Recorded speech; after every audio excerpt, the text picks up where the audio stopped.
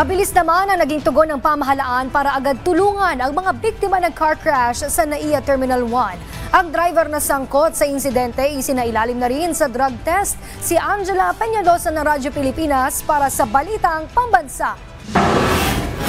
Sa CCTV footage na ito, makikita ang biglaang pagandar ng SUV patungo sa mga pasahero ng departure area ng NAIA Terminal 1 sa Pasay City. Ang insidenteng yan, nagresulta sa pagkamatay ng 2 katao, kabilang na ang 5 taong gulang na bata na kasama sa paghahatid sa amang OFW, habang 4 naman ang naitalang nasugatan. Agad naman nagtungo si Transportation Secretary Vince Dizon sa NAIA para mag-inspeksyon. At base sa inisyal na investigasyon, hindi sinadya ang pag-araro ng SUV dahil may hinatid na pasahero ang driver bago mangyari ang insidente. So right now, initially,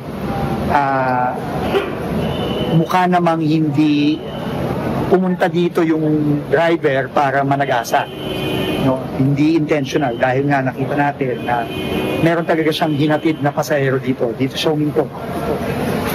Sa panayam ng Radyo Pilipinas, nangako si NNIC President Ramon Ang na sasagutin nila ang lahat ng gastusin ng mga nasawi at nasugatan. Sasagutin ko lahat ng gastos ng mga yan, from hospitalization and burial, lahat po ng kailangan nila.